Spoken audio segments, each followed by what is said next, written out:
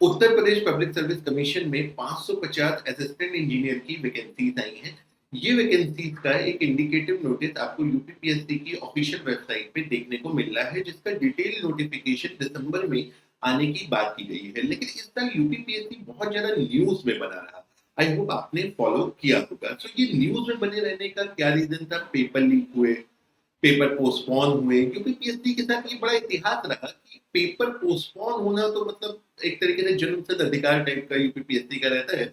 और लगातार paper leak होते हैं, आपको शायद ध्यान ना हो, लेकिन यूपीपीएससी ए का 2021 में नोटिफिकेशन आया था, वो भी एग्जाम आपका पोस्टपोन हुआ था। वहां पे 281 पोस्ट थी। तो गाइस, आज की इस वीडियो में हम देखेंगे इस नोटिफिकेशन को कि क्या बात इसमें बताई गई है, और इस साल यूपीपीएससी को लेकर के क्या न्यूज रही, क्या चर्चा बनी रही, इसके बारे में भी इस वीडियो में बात करेंगे। सो मेरा नाम है doctor Uma Shankar Tripathi. Welcome to JA by Acumen। So guys, चलते हैं यूपीपीएससी की ऑफिशियल वेबसाइट पे। यहाँ पे जब आप जाएंगे तो आपको एक डिटेल नोटिफिकेशन यहाँ पे देखने को मिलेगा, और इसमें देखिए आपको बताया गया है कि 550 रिक्तियों की यानी वैकेंसीज की अनुमानित संख्या है। मतलब एक अनुमान है, इससे ज्यादा भी हो सकता है, कम भी हो सकता है। और विज्ञापन की संभावित तिथि यहाँ पे है आपकी दिसंबर 2024 के फर्स्ट वीक में, यानी फर्स्ट वीक ऑफ दिसंबर में इसका आपका नोटिफिकेशन यहाँ पे आ सकता है। लेकिन यहाँ पे अगर आप देखें तो अगर इससे रिलेटेड आप न्यूज देखें तो यूपीपीएससी आरओ जो आपके रिव्यू ऑफिसर का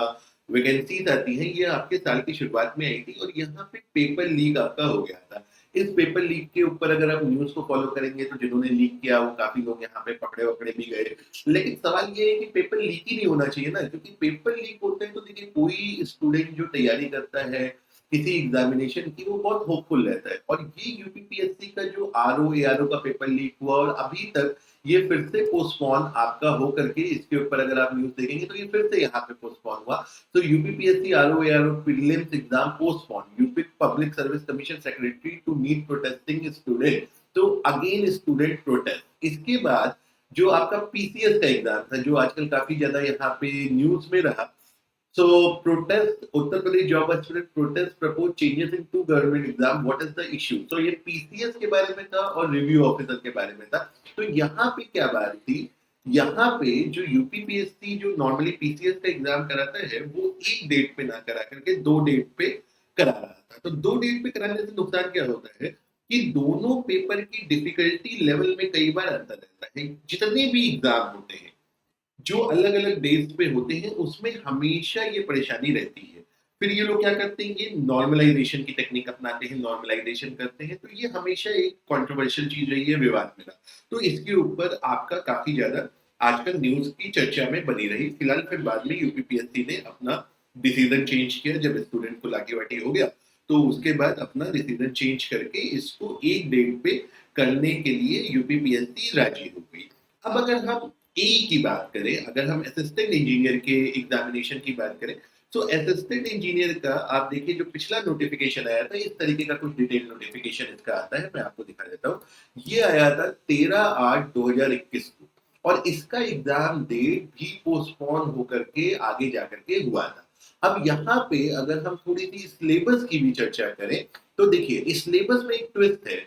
देखिए यहाँ पे सिलेबस की चर्चा करने से पहले मैं आपको ये भी बता देना चाहता हूँ कि ये एग्जामिनेशन अगर गेट से हो जाए तो मैं बहुत ज्यादा सरप्राइज नहीं होऊंगा। इसके बारे में चैनल पे आपको एक दूसरा वीडियो भी देखने को मिलेगा जहां पे मैंने ये चर्चा की है। लेकिन मोटा मोटा अगर आप इसके सिलेबस को देखें जो अभी तक होता आया है, और बिल्कुल गलत मत समझिए, इसकी कोई गारंटी नहीं है कि इस बार यही होगा।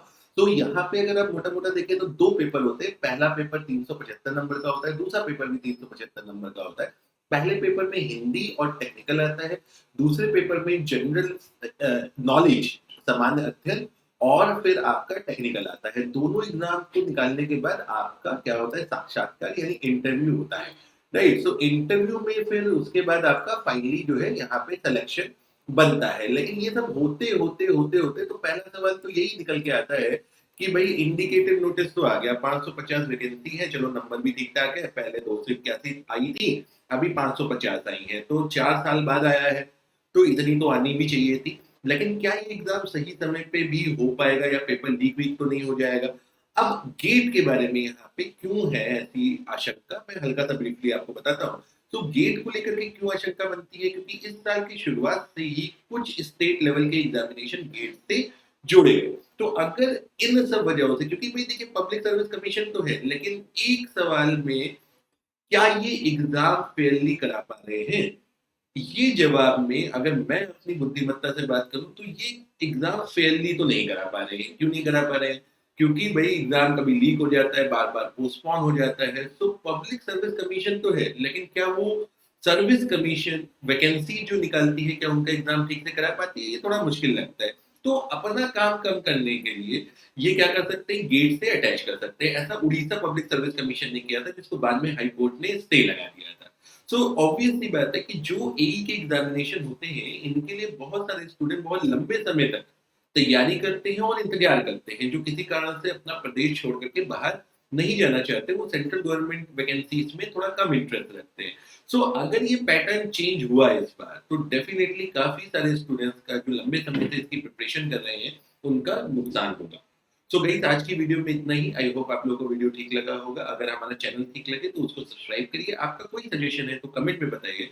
अगर आपका इससे संबंधित कोई सवाल है, देखिए कई बार ऐसा होता है कि जो भी बात होती है उसमें कई बार आप एग्री नहीं करते हो, कई बार आपकी बातों से मैं भी एग्री नहीं कर सकता हूँ। सो एग्री करना नहीं करना एक बात है, लेकिन आपकी जो भी कमेंट है वो जरूर आप लिखिए वीडियो में, और डेफिनेटली मैं उसको रिस्पॉन्ड करूंगा। So with this, thank you very much, have a good day.